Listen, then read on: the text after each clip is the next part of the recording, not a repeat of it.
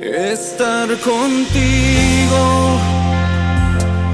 No hay otro lugar que me llene. En la tempestad me das calma, nada detendrá tu fidelidad.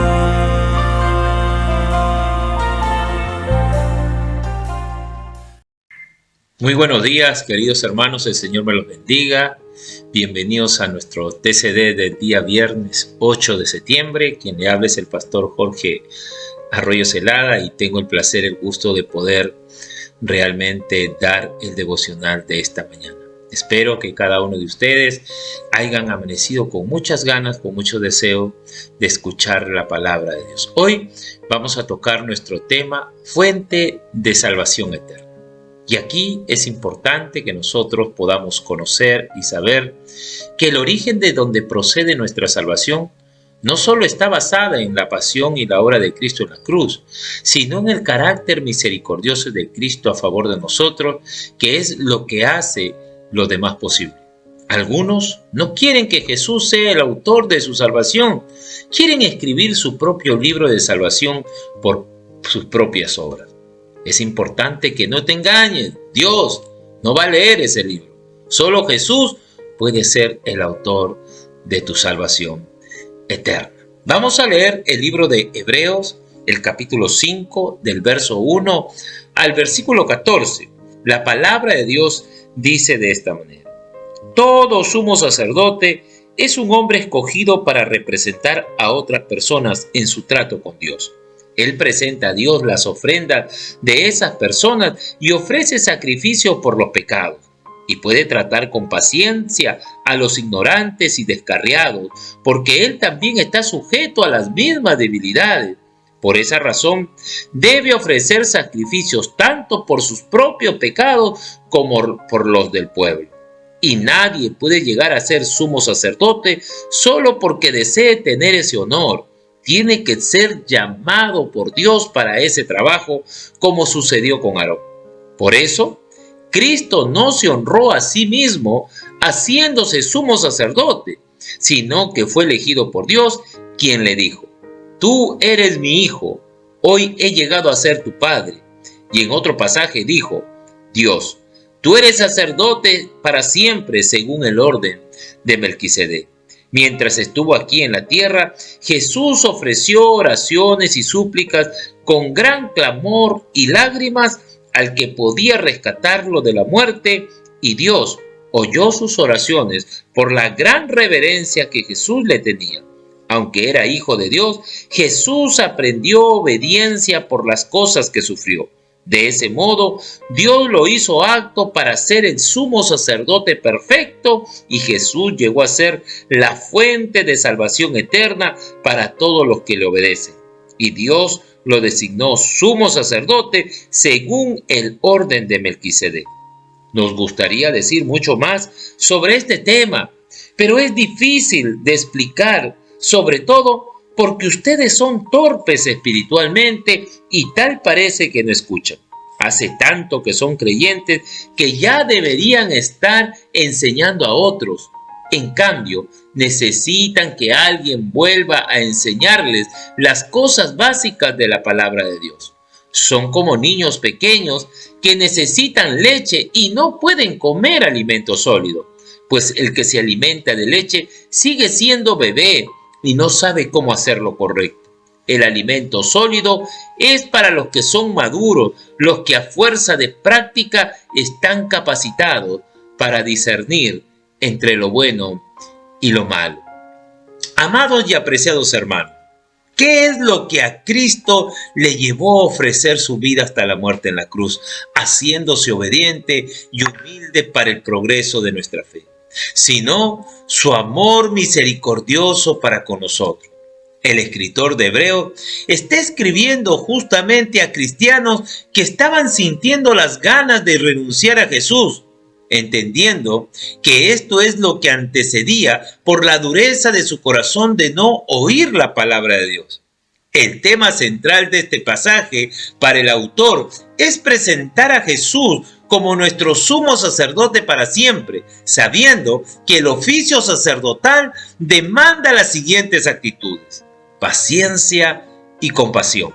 Así que este era más que un cortador de carne para el perdón de los pecados cuando presentaba las ovejas o los sacrificios para el perdón del mismo.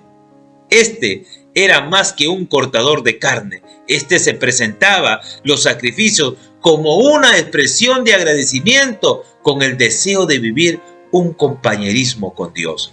El pueblo de Dios sabía que el oficio sacerdotal revelaba que un pecador no puede intentar hacer nada para Dios inmediatamente o por sí mismo, sino con un sacerdote mediador que debe conocer la mente de Dios y llevarla a cabo. Cristo, dice el escritor de Hebreos, que está calificado para ser nuestro sumo sacerdote. Ahora, es fácil ver por qué el sacerdocio de Jesús era difícil de entender para los primeros cristianos judíos. Jesús no era del linaje de Aarón. Jesús no afirmó ni practicó un ministerio especial en el templo. Más bien, él confrontó a la estructura religiosa en lugar de unirse a ellos. En el tiempo de Jesús, el sacerdocio se había convertido en una institución corrupta. El cargo se obtenía a través de la intriga y la politiquería entre los líderes corruptos. El versículo 7 y 8, el escritor nos menciona que la compasión de Jesús era una cualidad y característica dentro de su oficio sacerdotal en el versículo 7 y en el versículo 8, que dice así. El capítulo 5, el verso 7 y 8 dice así. Mientras estuvo aquí en la tierra, Jesús ofreció oraciones y súplicas con gran clamor y lágrimas al que podía rescatarlo de la muerte. Y Dios oyó sus oraciones por la gran reverencia que Jesús le tenía. Aunque era hijo de Dios, Jesús aprendió obediencia por las cosas que sufrió. Estas oraciones que nos muestra el escritor del libro de Hebreos eran peticiones ardientes pronunciadas con profundos suspiros y manos levantadas y múltiples gemidos de la manera más sumisa. Ahora, ¿cómo puede este Jesús glorioso que está sentado en su trono saber lo que estoy atravesando hoy aquí en este momento? Él sabe la obediencia que no siempre realmente fue fácil para Jesús. ¿Sabe por qué las oraciones de Jesús fueron respondidas? Dice el escritor de Hebreos, porque su oración no fue para escapar de la voluntad de su Padre, sino más bien el de aceptarlo. El escritor de Hebreos nos declara que Jesús no aprendió cómo obedecer, aprendió lo que implica la obediencia.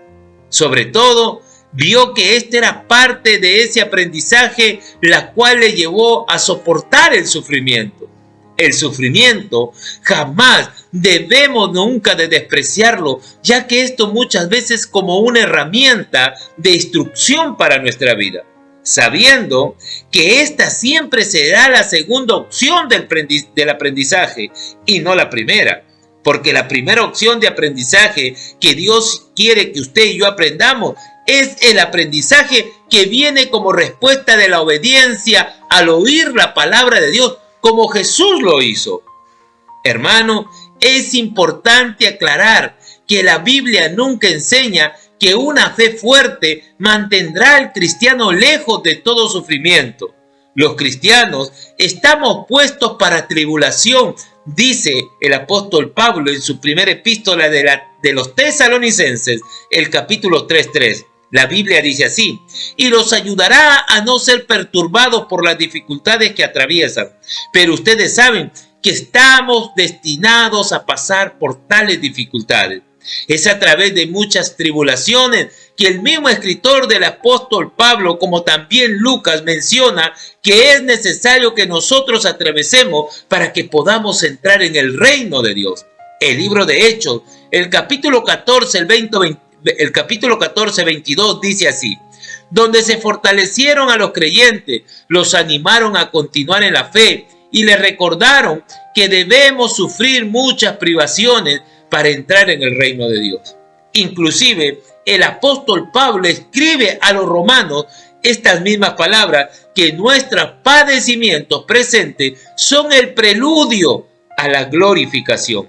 Romanos capítulo 8, 17 dice la palabra de Dios de esta manera: así como son sus hijos, también somos sus herederos. De hecho, somos herederos junto con Cristo de la gloria de Dios. Pero si vamos a participar de su gloria, también debemos de participar de su sufrimiento. El verso 9, realmente del capítulo 5 de Hebreos, del 9 al 11, nos muestra el escritor de Hebreos a nuestro Señor Jesús como nuestro Salvador perfeccionado. Dice la palabra de Dios de esta manera: de ese modo, Dios lo hizo apto para ser el sumo sacerdote perfecto, y Jesús llegó a ser la fuente de salvación eterna para todos los que le obedecen. Y Dios lo designó sumo sacerdote según el orden de Melquisedec. Ahora, dice la Escritura, la palabra de Dios, que Jesús murió dejando una herencia. Y no solamente dejó una herencia cuando murió, sino que cuando Él resucitó, vive para asegurarse que cada uno de sus hijos puedan recibirla, puedan recibir esa herencia. En otras palabras, Jesús murió y así hizo bueno el legado, resucitó y vive para ver que nadie robe a nadie de sus amados la porción que Él les ha dejado. Estas son las palabras del predicador Spurgeon acerca de este versículo que estamos estudiando. Ahora, la experiencia de sufrimiento y la subsiguiente resurrección de Jesús hizo que éste sea realmente el perfecto autor de nuestra eterna salvación. Cuando el escritor dice que la salvación se extiende a todos los que obedecen, esto no es lo que antecede a la fe. No es que usted primero tiene que obedecer y después creer. No, sino al revés. La obediencia procede a la fe. Es decir, que es primeramente que la persona crea y se le asume que va a obedecer.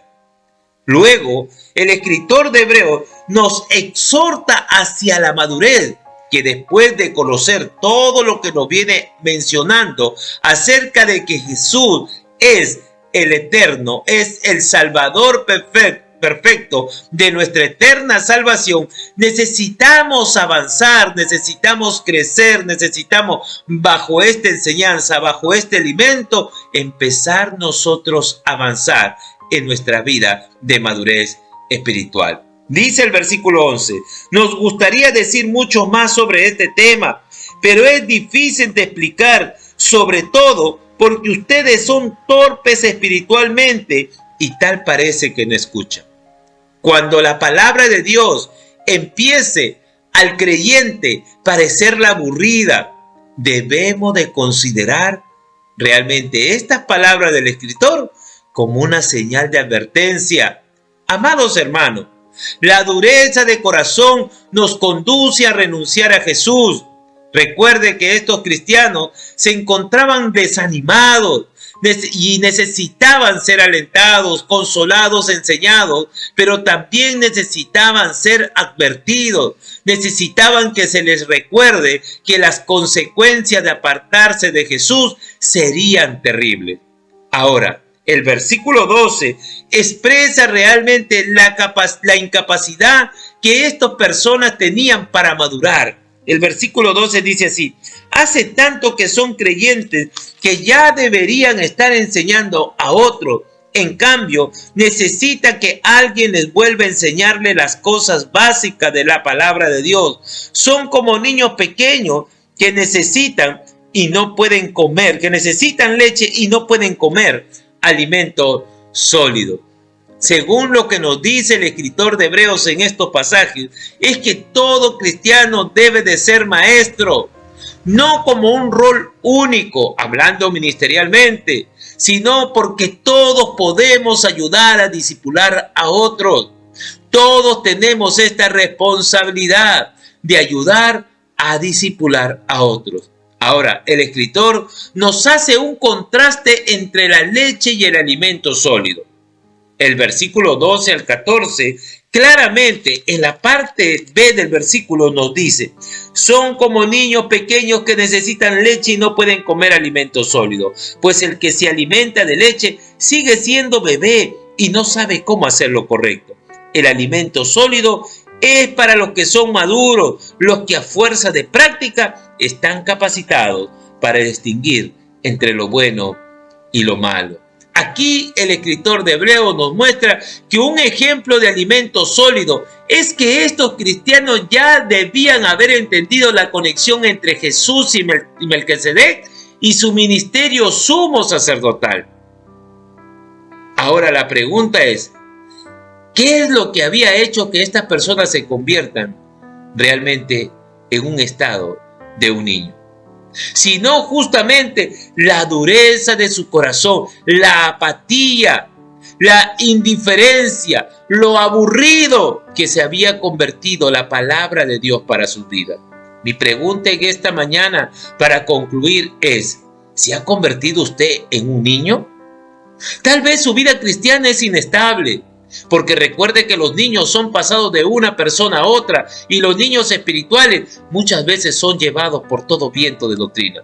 Tal vez su vida espiritual lo ha llevado a provocar división en su propia vida cristiana, ya que los mismos niños realmente se preocupan por sus propias cunas a las cuales se aferran, y estos niños espirituales tienen por particularidad de aferrarse a una denominación o iglesia particular. Los niños espirituales, recuerden que se pasan más todo el tiempo durmiendo y pocas veces se ejercitan en la labor de lo aprendido. Los niños pueden ser muchas veces irritables, como muchos líderes o niños espirituales que caen constantemente en escándalos por cualquier cosita que se les presenta. Estos niños cristianos demostraron falta de madurez por su falta de discernimiento del bien y del mal y por haber considerado la idea de renunciar a Jesús. Amados hermanos, quiero terminar diciéndote en esta mañana: el cristiano maduro está marcado por su discernimiento y por su compromiso inquebrantable con Jesucristo. Padre, yo te doy gracias en esta mañana. Gracias por tu gran amor y tu misericordia. Gracias por tu favor por cada uno de nosotros. Gracias por revelarnos al autor perfecto de nuestra salvación. Gracias, Padre, porque Jesús es nuestro sumo sacerdote perfecto, quien con su compasión, que con su amor, su misericordia, cada día se apiada de nosotros y nos ayuda cada día a continuar adelante. Señor, gracias porque nuestra salvación es segura en la persona de Cristo, que hace que esto sea posible y se convierte en una realidad para nuestra vida. Toda la gloria, toda la honra sea para Cristo, nuestro Salvador. Amén, amén y amén. Que Dios te bendiga, mi amado hermano, que tengas un precioso día. Conmigo será hasta otra oportunidad. Bendiciones. Estar contigo no hay